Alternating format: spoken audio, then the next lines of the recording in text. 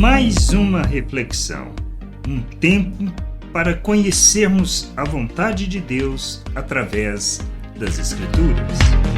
Bem-vindo a mais esta reflexão. Nós muitas vezes não entendemos as coisas, não entendemos as situações que vivemos. Como a situação que foi específica de Silas, lá em Atos 15, 34 e 35, que pareceu bem a ele, ou seja, ele decidiu ficar. Isso que muitas vezes acontece em nossas vidas e a gente não entende.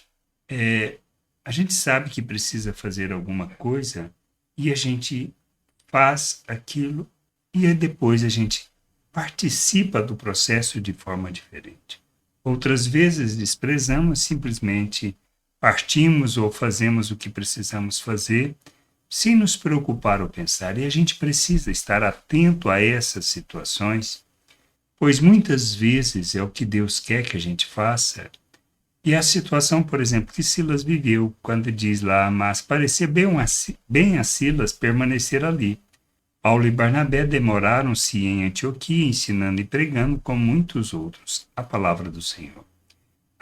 Eles haviam trazido até Antioquia aquela decisão de Jerusalém, haviam comunicado, os irmãos que vinham de Jerusalém, acompanhando Paulo e Barnabé, voltaram. Mas Silas decidiu ficar. Qual foi a consequência disto?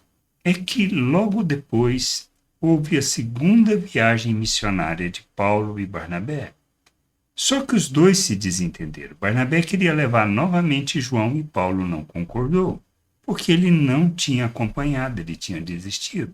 Houve desavença entre os dois. Aí Barnabé pegou João e partiu. Paulo, o que fez? Com Silas, foi para a segunda viagem missionária.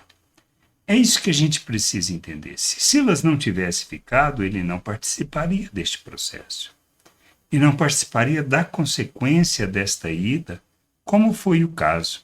E muitas vezes a gente perde a oportunidade de ser usado no reino de Deus por causa desses pequenos detalhes, não prestarmos atenção naquilo que está acontecendo. Assim como pareceu bem a Silas ficar em Antioquia, muitas vezes nós, ao observarmos ou prestarmos atenção no que está acontecendo, a voz do que o Espírito está nos falando, a gente precisa obedecer.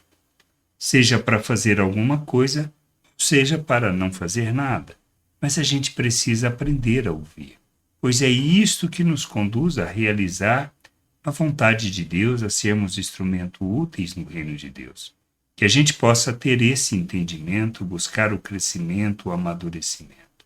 Pois à medida que amadurecemos, a gente aprende a ouvir o Espírito, aprende a submeter aquilo que Deus deseja que nós façamos. E aí não vivemos segundo a forma de pensar do mundo, não vivemos segundo os nossos desejos, nem segundo o nosso coração. Que a gente possa crescer no conhecimento, no entendimento da vontade de Deus, para sermos instrumento de justiça e expressão dessa graça maravilhosa, desse amor tão grande em nosso favor.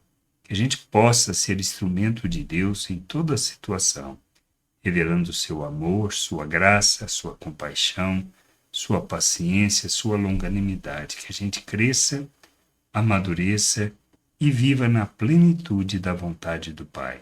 Graça e paz sobre a tua vida. Amém. Gostou da reflexão? Compartilhe. Não deixe de ler as Escrituras. Medite para poder crescer no conhecimento e vontade de nosso Deus e nosso Pai, para que, conhecendo o Senhor, possa o revelar ao mundo.